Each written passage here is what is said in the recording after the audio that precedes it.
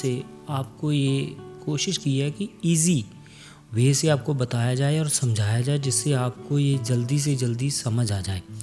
तो इसके लिए सबसे पहले आप हमारे चैनल को सब्सक्राइब कर लीजिए, आगे की नोटिफिकेशंस जो है वो आपको मिलती रहें। तो इसके साथ ही हम चैप्टर इलेक्ट्रिसिटी जो है वो शुरू करते हैं। तो इसके concept by concept, point by point इसके कंसेप्ट्स आपको समझाए जाएंगे। तो आपने इनको नोट डाउन करना है, तो देखना है। पहले तो आपने इसको देखना है। इसके कैप्शंस जो हैं वो नीचे चल रही हैं, अगर किसी को हिंदी में समझ ना आए तो वो इंग्लिश में रीड कर सकता है एज वेल। तो चलो लेट्स स्टडी, देखते हैं। जी हाँ, इस मॉड्यूल में हम इलेक्ट्रिक चार्ज के बारे में पढ़ेंगे। तो ये डिफरेंट एग्जांपल्स के साथ आपको बताया जाएगा कि इलेक्ट्रिक चार्ज कैसा होता है, वो कैसे बिहेव करता है। तो हम इसकी स्टडी के लिए चलते हैं, देखते हैं कि इलेक्ट्रिक चार्ज क्या होता है। जी हाँ, तो जब हम किसी मेटेलिक बॉडी की तरफ एक्सपीरियंस करते हैं, उसे टच करते हैं, तो हमें एक इलेक्ट्रिक शॉक एक्सपीरियंस होता है, हमें शॉक लगता है। तो वो शॉक कहाँ से आता है? उसमें एक चार्ज आ जाता है। तो ये जो हमें शॉक लगता है वो कहाँ से लगता है? Due to the electric charge. तो उस बॉडी में इलेक्ट्रिकल चार्ज आ जाता है, तो बॉडी इलेक्ट्रिकली चार्ज हो जाती है।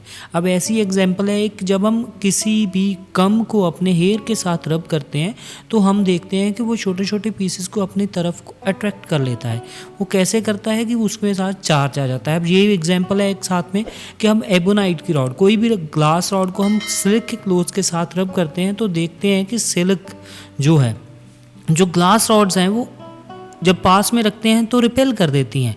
तो जब हम इसके साथ सिल्क क्लोथ रखते हैं ग्लास रॉड के, किसी भी ग्लास रॉड के साथ कोई भी सिल्क को रखा जाए तो वो अट्रैक्ट करती है। ठीक है, तो इसके साथ तीसरी एग्जांपल है हमारे पास, अगर हम किसी भी ग्लास रॉड को एक पिट पॉल के साथ टच करते हैं और दूर कर लेते हैं, और दूसरी ग्लास रॉड को दूसरी पिट पॉल के साथ टच करते हैं और दूर कर लेते हैं। ठीक है, तो हम देखते हैं कि अगर ये दोनों पिट पॉल्स जो हैं, जो अगर पास में रखी जाएं तो वो एक दूसरे को रिपेल कर देती हैं, एक दूसरे को दूर कर देती हैं। ठीक है, अगर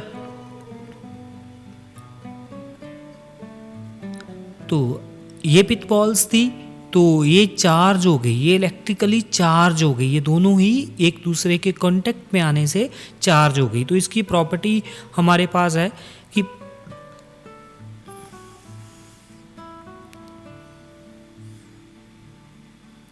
जी हाँ, तो ये हमने टोटल 4 प्रॉपर्टीज़ देखी हैं कि अगर दो चार्ज बॉडीज़ अपने किसी को रब करने से या किसी भी वे से चार्ज कैसे हो जाती हैं, ये 4 एग्जांपल्स हमने 4 प्रॉपर्टीज़ देखी हैं। अब इसकी इलेक्ट्रीफाइड करते हैं हम, electrified.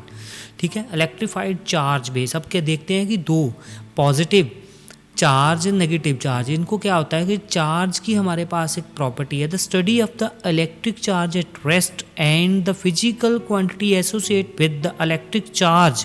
The study of the electric charge at rest and the physical quantities associated with electric charge at rest is called electrostatic और स्टैटिक इलेक्ट्रिसिटी। देखते हैं कि ये अगर एक बॉडी है, इसको हमने दूसरी बॉडी के साथ रब किया तो क्या हुआ कि एक में ने चार्जेस लूज किया, दूसरे ने गेन किया। एक बॉडी पॉजिटिवली चार्ज हो गई, दूसरी बॉडी नेगेटिवली चार्ज है। अगर पास में फिर दोबारा लेके जाते हैं तो फिर दोनों न्यूट्रलाइज हो जाती हैं, उनमें कोई चार्ज नहीं रहता है।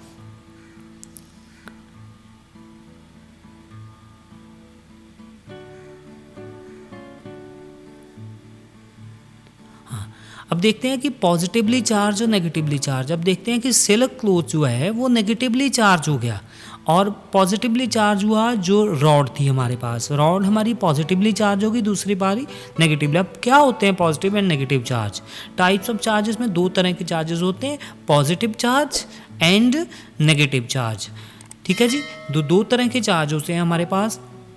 इनको हम आगे क्लैरिफाई करते हैं। 2 पॉजिटिव चार्ज, इनकी प्रॉपर्टी पहली है like charges repel each other. तो जो 2 लाइक चार्जेस, पॉजिटिव और नेगेटिव एक दूसरे के पास रखे जाएं तो वो क्या करेंगे, एक दूसरे को रिपेल करेंगे, एक दूसरे को दूर कर देंगे। और दूसरी प्रॉपर्टी है unlike charges attract each other. 2 unlike charges को दूर रखा जाए, इतनी दूर भी नहीं, उसके फील्ड में रखा जाए तो वो उनको अट्रैक्ट कर लेंगे, एक दूसरे के पास आ जाएंगे। ठीक है, ये इनकी प्रॉपर्टीज़ है। और दूसरी हम ये देखते हैं कि अब कोई भी बॉडी है वो क्या होती है कि चार्जेस से बनी होती है, उसमें कोई चार्जेस होते हैं पॉजिटिव और नेगेटिव चार्जेस। वो क्या करते हैं, जितने पॉजिटिव होते हैं उतने ही नेगेटिव चार्जेस हैं न्यूट्रलाइज करने के लिए, उसको न्यूट्रलाइज होने के लिए। तो ये बॉडी हमारे पास कोई भी मेटेलिक बॉडी है ऐसे ही बनती है। तो जो मटेरियल अपने इलेक्ट्रॉन्स को लूज करता है उसे बोलते हैं डेफिशिट मटेरियल, एंड वो पॉजिटिवली चार्ज हो जाता है। जो गेन करता है वो नेगेटिवली चार्ज हो जाता है। इस केस में ग्लास रॉड जो है वो पॉजिटिवली चार्ज हो गई और सिल्क नेगेटिवली चार्ज हो गया। तो सिल्क ने गेन किए और ग्लास रॉड ने लूज कर दिए अपने चार्जेस। जी हाँ, तो अब हम इसके आगे वाला कंसेप्ट करते हैं। तो आगे इसके कंसेप्ट है प्रॉपर्टीज ऑफ इलेक्ट्रिक चार्जेस। तो प्रॉपर्टीज ऑफ इलेक्ट्रिक चार्जेस देखते हैं कि what are the properties of charges. तो अब पहले हमने पढ़ा है कि पॉजिटिव एंड नेगेटिव चार्जेस जो लाइक चार्जेस हैं वो रिपेल करते हैं, अनलाइक चार्जेस जो हैं अट्रैक्ट करते हैं। तो इनके बीच में कोई सेपरेशन होता है, कोई डिस्टेंस होता है। तो इनका चार्ज जो है वो बहुत छोटा होता है, साइज़ बहुत छोटा होता है और डिस्टेंस उससे बड़ा होता है। तो इसका ऐसा ही यूनिट है कूलम, ठीक है, कूलम को सी से। तो इसके चार्ज को कूलम से और मिली कूलम को हम mc से और माइक्रो कूलम को म्यू सी से डिनोट करते हैं। Electric charge is a scalar quantity, ये हमारे पास इसकी property. It has only magnitude, it has no direction. इसकी तो इसका मतलब है कि जो टोटल चार्ज कितना होता है बॉडी के ऊपर। तो अगर हमें ये दो चार्जेस दिए हुए हैं Q1 एंड Q2,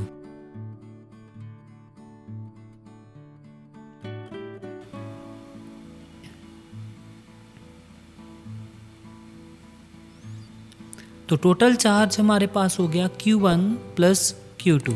तो this is the algebraic sum of both charges.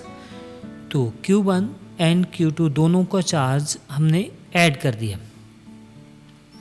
अगर ऐसे ही इनफाइनाइट चार्जेस हों तो हमने उनको ऐड करना है, simply algebraic sum Q is equal to Q1 plus Q2 up to Qn।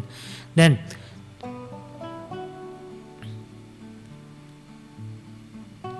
तो इनके जो चार्जेस हैं, अब सपोज कोई पॉजिटिवली चार्ज हैं, कोई नेगेटिवली चार्ज हैं, तो हमने पॉजिटिव चार्ज को अलग से ऐड करना है और नेगेटिव चार्ज को अलग से ऐड करना है। तो उसके साइंस का बहुत ख्याल रखना है, साइन का ख्याल रखते हुए हम इसको ऐड करेंगे।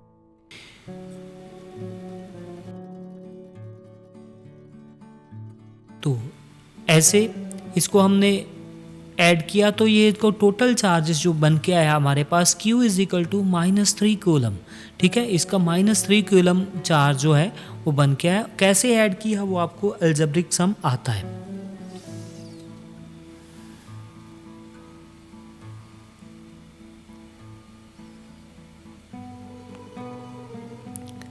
Total charge is an isolated system is always conserve. तो अब ये प्रॉपर्टी है कि इलेक्ट्रिक चार्ज होते हैं वो कंजर्व रहते हैं। तो आइसोलेटेड सिस्टम में वो कंजर्व रहते हैं। तो कभी भी ग्लास रॉड को सिल्क के साथ रब किया आपने तो ये नहीं है कि इलेक्ट्रॉन उस पर चार्जेस आ गए, चार्जेस सिर्फ ट्रांसफ़र हुए हैं। उसके चार्जेस उधर आए, उसके चार्ज उधर गए, ट्रांसफ़र होते हैं। तो चार्जेस कभी भी इक्वेयर नहीं होते, कि ये नहीं है कि चार्जेस बन जाते हैं, डेवलप हो जाते हैं, नहीं, सिर्फ ट्रांसफ़र होते हैं। इसको बोलते हैं conserve.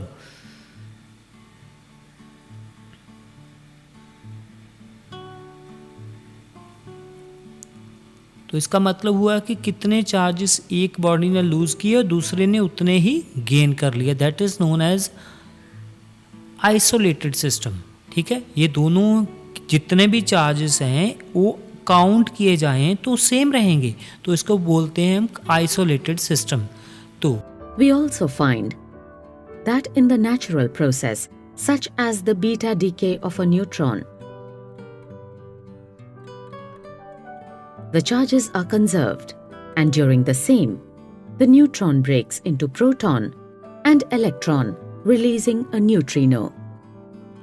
Here, the neutron and the neutrino are chargeless particles, while the proton and electron are oppositely charged particles whose combined net charge is 0.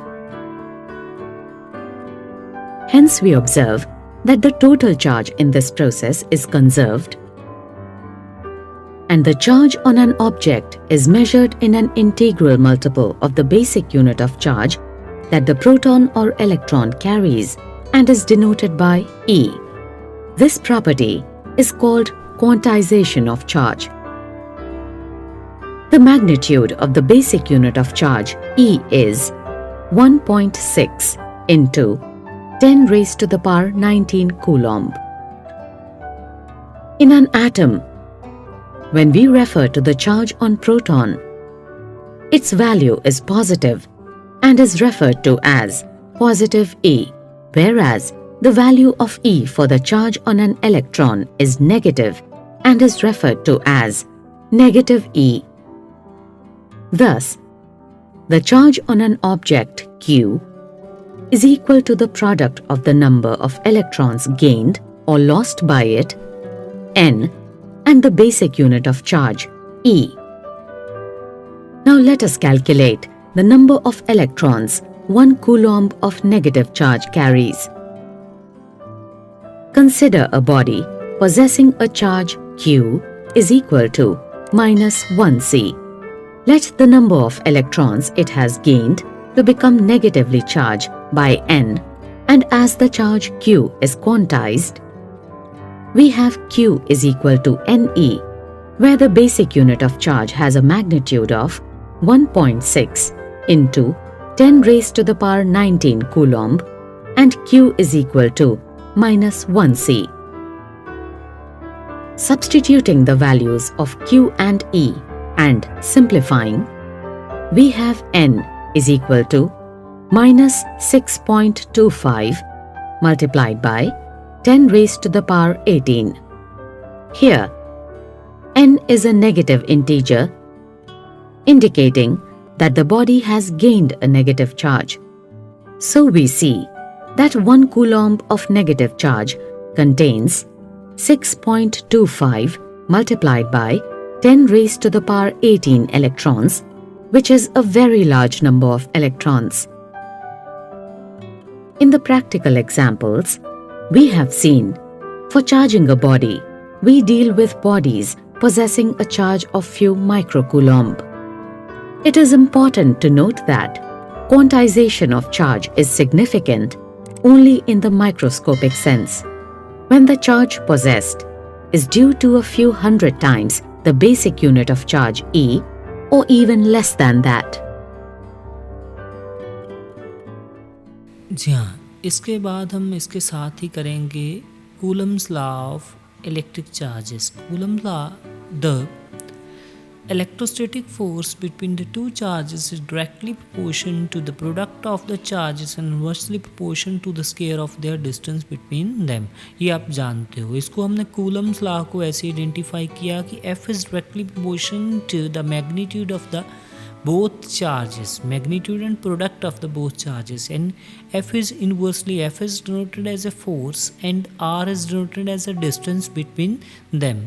तो R के इन्वर्सली प्रोपोर्शनल है स्केयर, इसको इन्वर्स स्केयर लॉ बोलते हैं. F is sign of proportionality Q1 Q2 upon R square magnitude. तो ये हमने दोनों को नेगेटिव एंड पॉजिटिव का इसमें कोई इफेक्ट नहीं पड़ेगा, इसलिए इसके साथ मैग्नीट्यूड लिखते हैं. F is equal to proportionality का साइन हटाते हैं, हम K लगाते हैं. K, तो K is the constant proportionality. ठीक है जी, ये नंबर 4 इक्वेशन है जिसकी K की वैल्यू होती है 1/4 pi epsilon not. Epsilon not is the permittivity of the free space. ठीक है, तो इसकी वैल्यू हमें दी होती है, जो हमने याद रखनी होती है. इसकी वैल्यू होती है एप्सिलॉन नॉट की भी.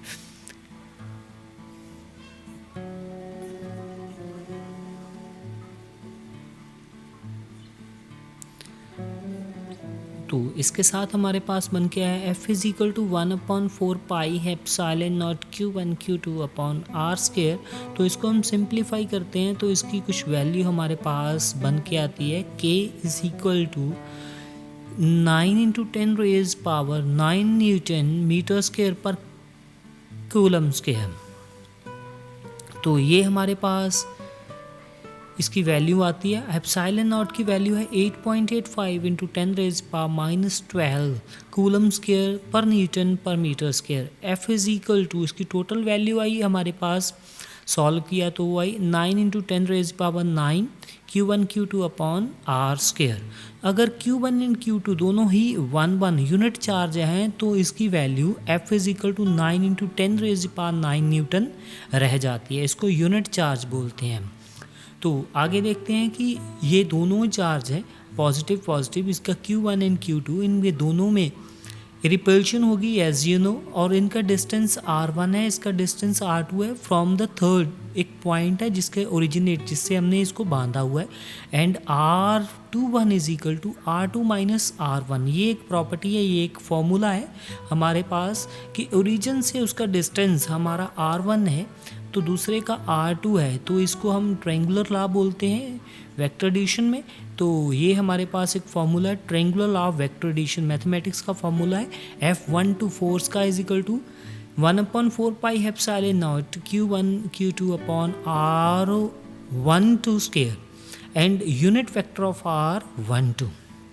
तो इससे हमने बन के आया R12 is equal to R12 vector over R12। ये यूनिट वेक्टर का फार्मूला है। अपने वेक्टर मेरे ख्याल से किया होगा, जिन बच्चों ने वेक्टर नहीं किया वो वेक्टर की तरफ थोड़ा सा ध्यान दें कि यूनिट वेक्टर की वैल्यू होती है। तो ये यूनिट वेक्टर का फार्मूला है R12 vector upon magnitude of that point. तो F12 is equal to 1/4 pi epsilon naught Q1 Q2 upon R12 square and R21 unit vector. R21 unit vector की value हम निकालेंगे तो ये क्या आएगा, R21 is equal to R12। दोनों ही equal होते हैं। अगर 1 को 2 की तरफ से जाना है और 2 को 1 की तरफ से जाना है, डिस्टेंस इक्वल ही रहेगा according to Newton's third law. ये न्यूटन के थर्ड लॉ के अकॉर्डिंग है। F21 is equal to F minus of 1/2। तो 2/1 को 1/2 लिखा जाता है। यहाँ पे मॉडुलस वैल्यू है तो इसमें मेरे ख्याल से कोई इतना फर्क नहीं आएगा। The charge Q held at rest at the origin of an imaginary coordinate system. If we place a charge Q0 at a point N near charge Q and release it, then the charge Q0 accelerates away from the origin. This acceleration is due to a force on charge Q0. Now, let us remove the charge Q from the origin and reintroduce charge K0 at the same point N. Charge Q0 does not accelerate now and remains at rest. This means that the force experienced by Q0 is due to charge Q. We say that since charge Q0 is in the electric field of charge Q, it experienced a force. An electric field is the region in which the influence of a charge is felt. We can use Coulomb's law for calculating the force on Q0 due to Q. The electrostatic force on Q0 due to charge Q is F is equal to 1/4 pi epsilon naught Q0 by R square into R cap, where R cap is unit vector along the direction of ON. Let us label it as equation 1. Now, if Q0 is a unit positive charge, that is, Q0 equal +1 Coulomb, then the electrostatic force as denoted by equation 1 will be 1/4 pi epsilon naught Q by R square into R cap. Let us label it as equation 2. Equation 2 indicates the electric field strength or intensity of electric field E, which is the force on a unit charge acting at a particular point in the electric field. Therefore, the electric field strength due to charge Q at point N is E is equal to 1/4 pi epsilon naught Q by R square into r cap. Let us label it as equation 3. Electric field strength E is a vector quantity pointing in the direction of the force on a unit positive charge at a point in the electric field. In SI units, it is measured in Newton per Coulomb or volt per meter. From equations 1 and 3, the force on the charge Q0 can now be expressed as F is equal to Q0 E. Let us label it as equation 4. Hence, we can write the electric field strength at N as E is equal to F by Q0. Let us label it as equation 5. The above equation is valid as long as the test charge Q0 is very small and its own electric field is negligible. Hence, at point N, we write the electric field strength. E is equal to F by Q0 limit, Q0 tending to 0, for a given distance r from a source charge Q. The value of 1 by 4 pi epsilon naught is always constant, and hence E as given by equation 3 will also be constant. Hence, the electric field strength E at distance r from the source charge Q is independent of the test charge Q0 and varies with r cap and is inversely proportional to r square. It is important to note that the electric field at any point in the electric field is finite and is 0 only when distance r is equal to infinity. In the electric field of a positively charged particle, the electric field strength, vector E, at any point of the field, always points away from a charged particle in a radially outward direction. The point charge Q0 will be accelerated in the electric field as it experiences acceleration A due to the force due to the electric field, and the acceleration is expressed as A is equal to Q0 E by m. Note here, m is the mass of the particle. In the electric field of a negatively charged particle, the electric field strength, vector E, at any point of the field, always points towards the charged particle in a radially inward direction. Here, the point charge Q0 in this electric field will be accelerated in the direction opposite to the electric field. The magnitude of acceleration Q0 is the same, regardless of whether the electric field is due to source charge plus Q or minus Q. It is important to note that for a charge Q at all points on an imaginary sphere of radius r around it, the electric field strength may be equal in magnitude and be equal to 1 by 4 pi epsilon naught Q by r square. There is a spherical symmetry with respect to the magnitude of electric field E with charge Q. Let us introduce a unit positive charge at a point N1 in the electric field of Q.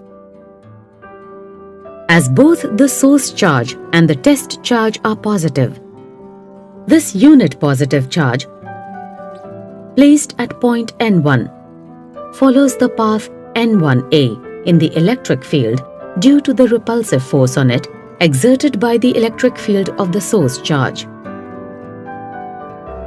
Thus, path N1A represents an electric line of force or an electric field line. An electric field line represents the path followed by a unit positive charge in an electric field. Now, if we repeat this procedure for various points in the electric field, we obtain the electric field lines around the charge. Electric field lines are used to represent the electric field of a charge or a system of charges pictorially. In fact, The electric field lines follow the same direction as the electric field vector at any point in the electric field. Since electric field line is the path followed by a unit positive charge in an electric field, if we draw all the electric field lines for the electric field of the given source charge Q, the electric field lines appear as shown. Electric field lines help us estimate the electric field strength.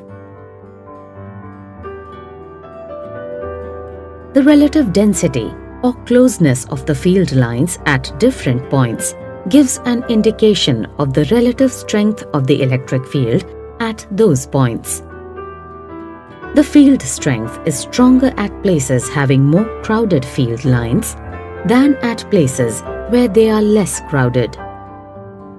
To illustrate this, let us now consider two regions, P and Q, of same area placed normal to the field lines in the electric field. The field lines in region P are relatively closer than those in region Q.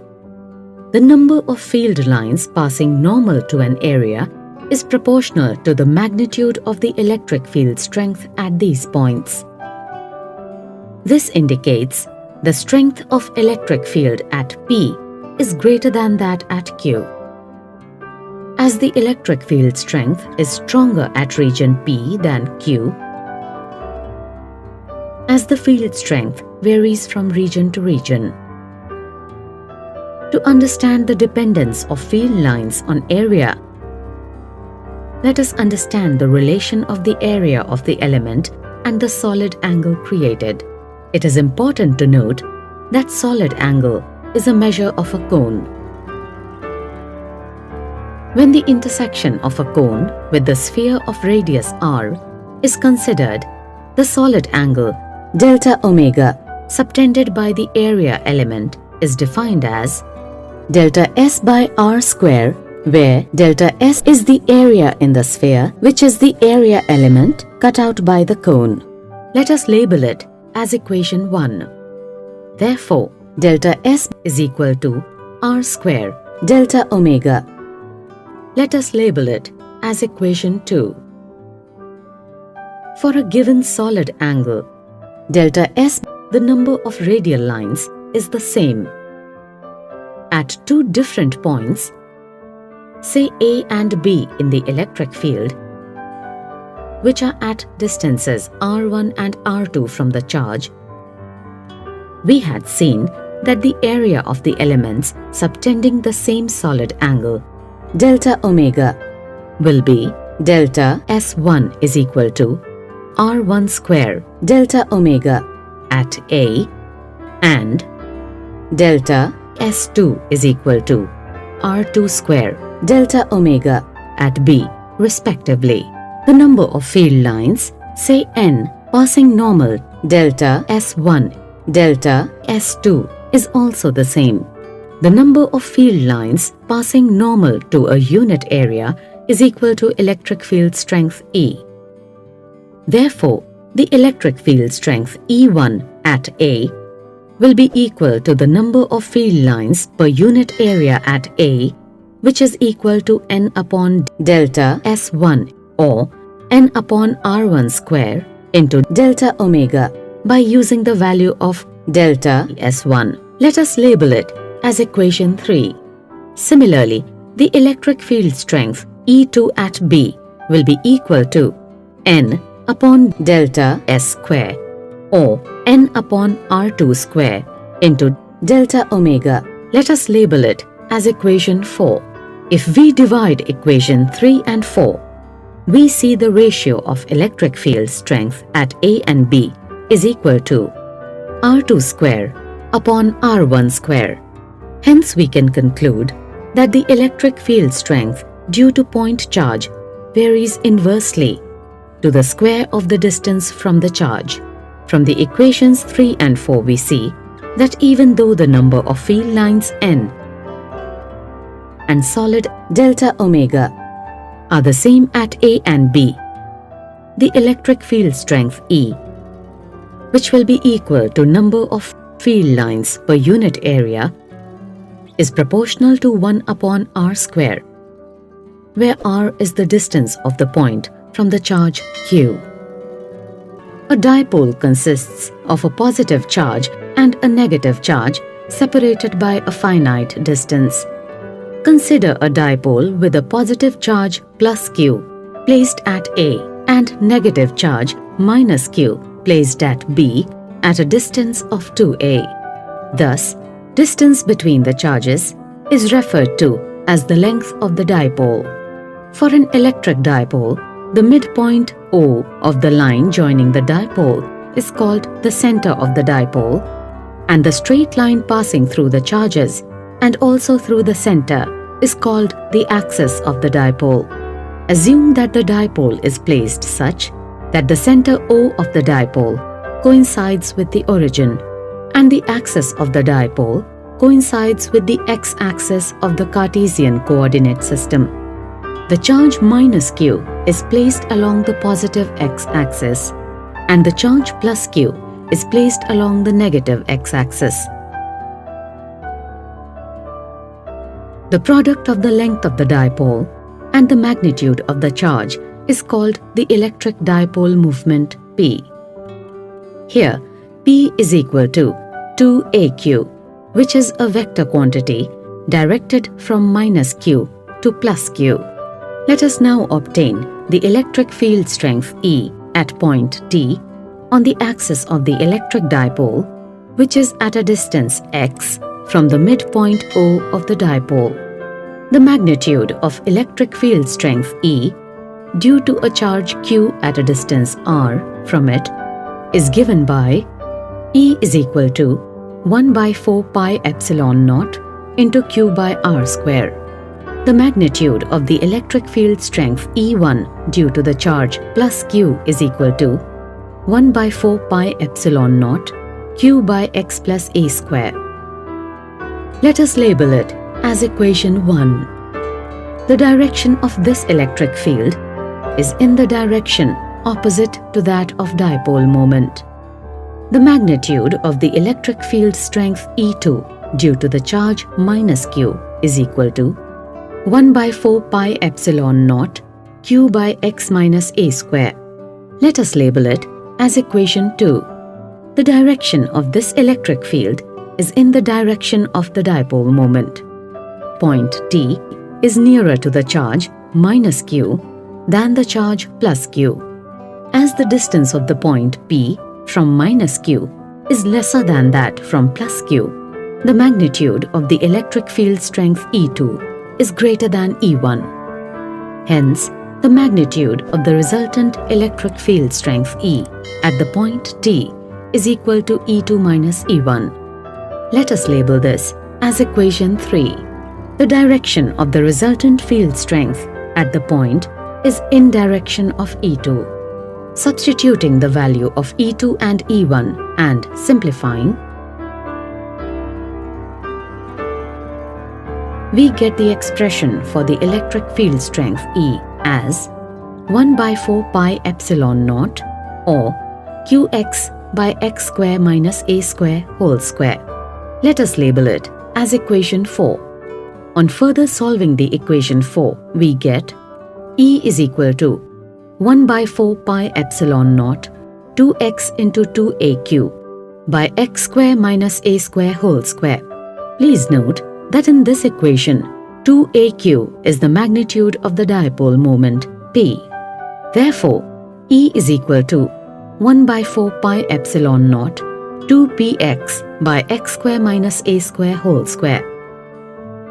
Let us label this as equation 5. When the point T is at a very large distance from center O, then x is very large compared to point A. Then, writing the expression 5 as an equation 6 and neglecting the term a square by x square for x, which is very large as compared to a in equation 6, and on further simplification, we get E is equal to 1 by 4 pi epsilon naught 2px by x power 4. Let us label it as equation 7. This can be further simplified as E is equal to 1 by 4 pi epsilon naught 2p by x cube. Let us label it as equation 8. Equation 8 can be expressed as 1 by 4 pi epsilon naught 2p by x cube into p cap, where p cap is the unit vector along the dipole axis in the direction of minus q to plus q. Let us label it as equation 9. Let us now obtain an expression for the electric field strength E at point F on the axis on the equatorial plane of electric dipole. Let point F be at a distance y from the center of the dipole. The point F is at a distance r and is equal to root y square plus a square from each charge of the electric dipole. Let us label it as equation 10.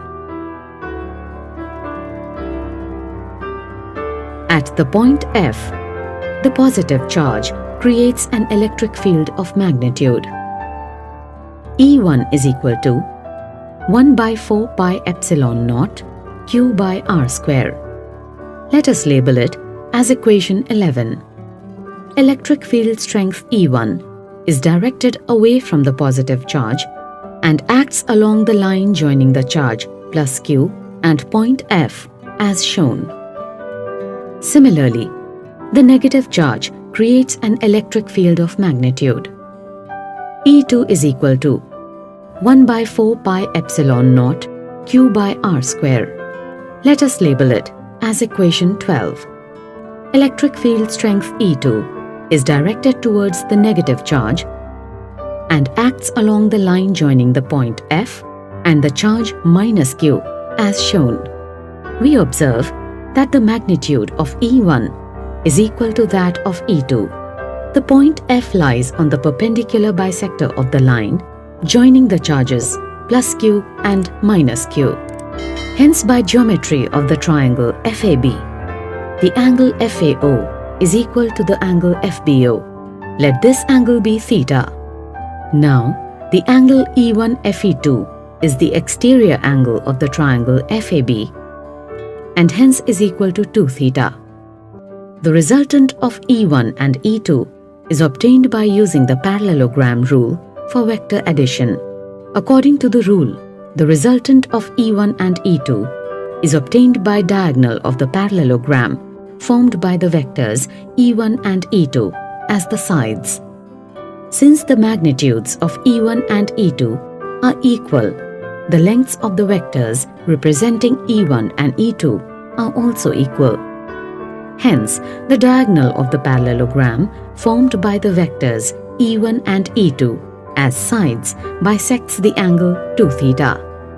Thus, the resultant of E1 and E2 makes an angle theta with the direction of both E1 and E2. The resultant of E1 and E2 is parallel to the x-axis and is directed along AB.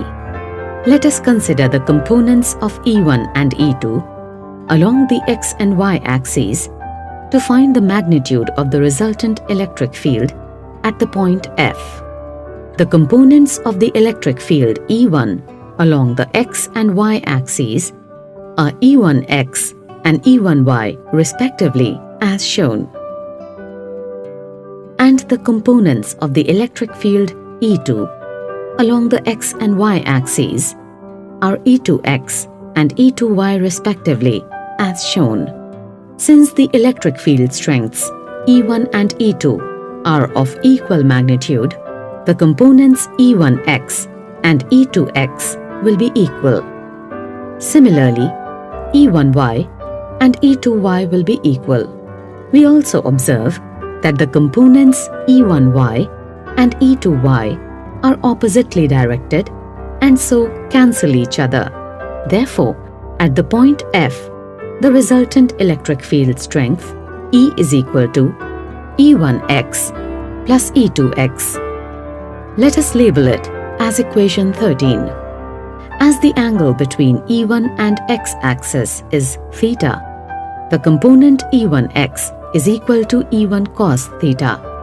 Substituting the magnitude of E1, we get E1x is equal to 1 by 4 pi epsilon naught into q cos theta by r square. Let us label it as equation 14. Similarly, the angle between E2 and x-axis is theta, and hence the component E2x is equal to E2 cos theta.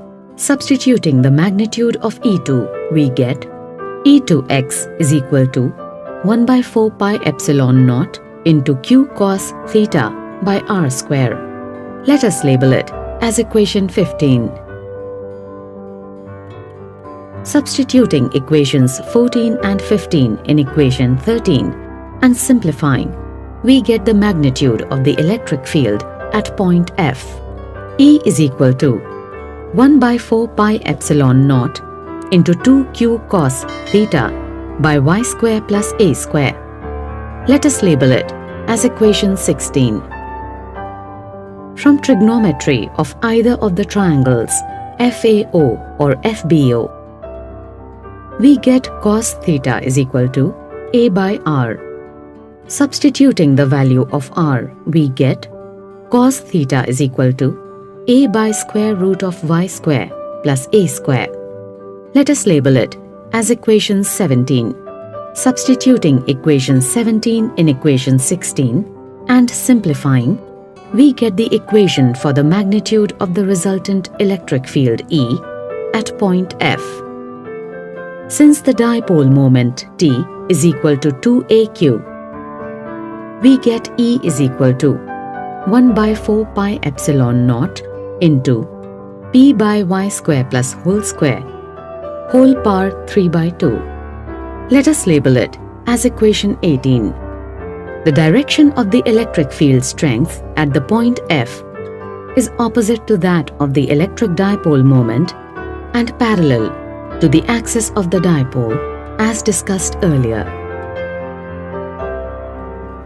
When the point F is at a very large distance from the center O, then y is very large as compared to A. Then, writing the expression 18 as in equation 19 and neglecting the term a square by y square for y, which is very large as compared to A in equation 19, and on further simplification, we get E is equal to 1 by 4 pi epsilon naught p by y cube. Let us label it as equation 20.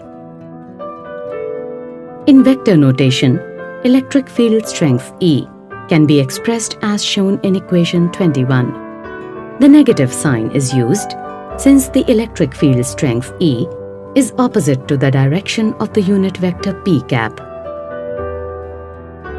For a given dipole, the magnitude of the dipole moment P is constant. From the expression of the dipole moment, we get charge Q is equal to P by 2A. Hence, as the length of dipole 2A tends to 0, the magnitude of the charge Q tends to infinity, so that the dipole moment P is equal to 2AQ becomes finite.